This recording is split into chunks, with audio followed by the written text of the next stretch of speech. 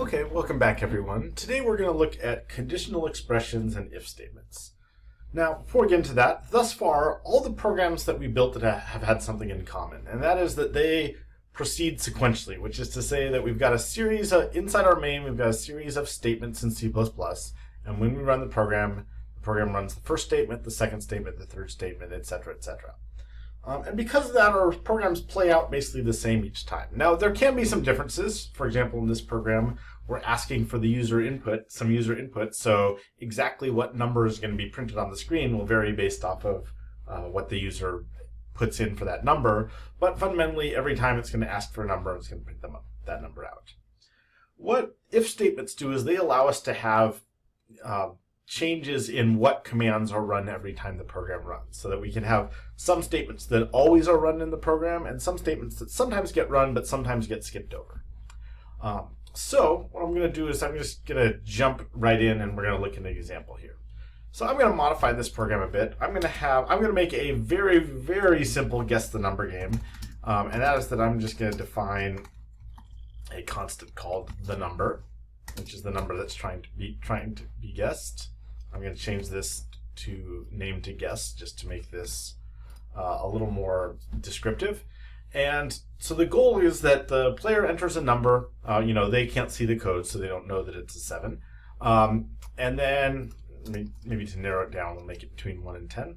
And then our goal is to print out either that they got the answer right or that they got the answer wrong. Difficulty is, up till now, we haven't been able to do that because, basically there's two possibilities. Sometimes we print out your answer was correct, and sometimes we print out your answer was wrong. And so we need some way of saying, okay, sometimes do this snippet of code and sometimes do this other snippet of code.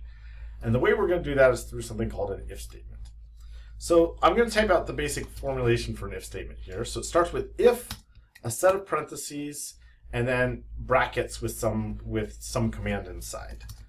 So for example, I'm going to print out here, that's correct. So this is the basic formulation for an if statement. The big important portion here is what goes inside these parentheses. And so inside parentheses goes what's called a Boolean expression. And what that means is just an expression that takes on the value true or false. So we're going to pause here for a second and go up to the top here. So there's another type of basic variable that we're going to look at called a bool. The word bool is short for Boolean, which comes from Boolean algebra, which is this kind of math dealing with logic and true and false values developed by a guy named George Boole. But anyway, the Boolean variable, we declare it like any other variable by giving it a type and a name. And there's two values that a bool can take on. It can take on the value true, which is represented by all lowercase true, which is a keyword in C++, or it can take on the value false. So Boolean variables are kind of unique compared to some of the other ones in that there are only one of two values are ever stored inside a bool. It's either true or it's false. So that's the idea behind Boolean values, is that they're just values that take on either true or false. We're not going to use this particular variable, so I'm going to comment it out for now. And in terms of the types of expressions that generate these, a number of comparisons we make generate either true or false values. So I'm going to show one here. In this case, in order for us to say that's correct, we're going to do that if they guess the number. And so what I'm going to type here is I'm going to type guess and then equals the number. So equals is one of the relational operators. This one is equality, and so what it does is it checks the values on both sides, and if those two values are the same, then this evaluates to true, these are equal, and if they're not the same, then this evaluates to false. So overall, what this if statement does is when you hit an if statement, it looks at the Boolean expression inside here, and if that expression has the value true, then the program proceeds to run the code that's inside the if statement. If the Boolean expression evaluates to false, in this case if guess is not the same as the number, then the code just skips over the expression inside the if statement, and then it continues on with the program. So just to illustrate this, I'll have one more line here that says goodbye. So now if I go ahead and run this program here, and I put in the value 7, the correct one, that says that's correct, and then goodbye, because it guess was equal to the number, so that goes into the statement.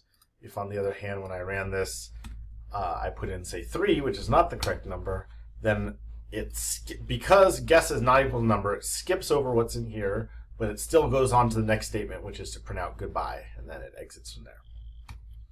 So that is a basic if statement. Now, in terms of the relational operators, and I'll list some out here, we have, put them inside a comment. We have double equals, which is equal. By the way, the reason that we have double equal rather than single equal is because we're already using single equal to be assignment. So if you have one equal sign, it says the value on the right is stored in the variable on the left. Double equals means compare the two things on the right or left and then take on the value true if they're the same or false if they're not. The exclamation point in programming means not, so exclamation point equals is not equal. There's also less than, or sorry, that one, that's less than, and greater than. Now, on your keyboard, there isn't any less than or equal or greater than or equal symbol, so instead what we just use is the greater than and then the equal sign for greater than or equal, and similarly less than equal for less than or equal. So these are our basic relational operators that allow us to take two values and compare them to produce a true or false value. Now, in this program, if I wanted to also, if the answer was wrong, say it was wrong, I could have a statement for that, and looking up here, I want to use not equals for that. So if guess is not equal to the number, then, then we're going to see out, sorry, that's wrong.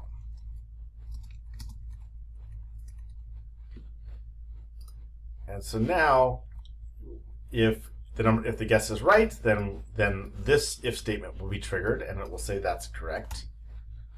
And if I put in a wrong guess, then the other if statement will be triggered, and then it will say that's wrong. And because the goodbye is not inside either of the if statements, it prints out regardless of whether or not my answer was correct.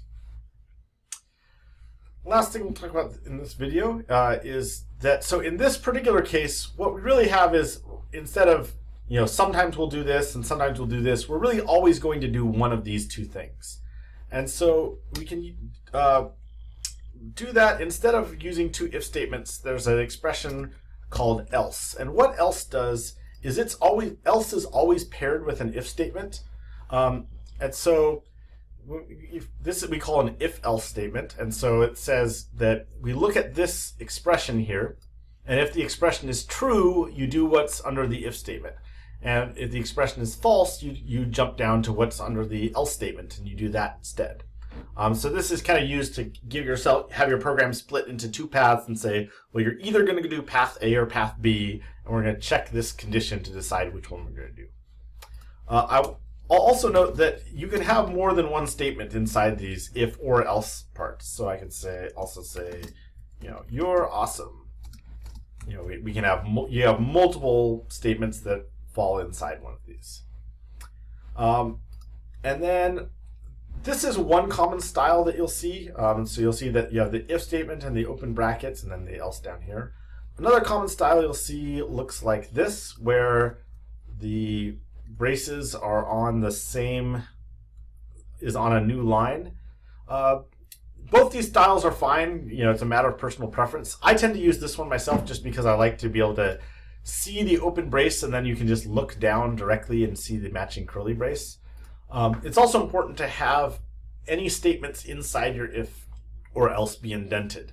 That's not required by the language, but it just makes the code a lot easier to read. So if you see that you've got these here, especially if I've got this up here, it can be very, it's very difficult to tell without looking closely. Okay, well, what commands are actually being controlled by this if statement?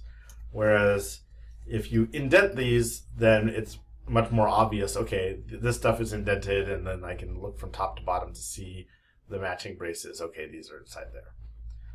Again, some people prefer to use this style. Again, one of the advantages of this is that you're kind of taking less vertical space, so you can see more lines of code on the screen. It's really just a matter of personal preference. Try both. Just be consistent about which one you're using inside a given program.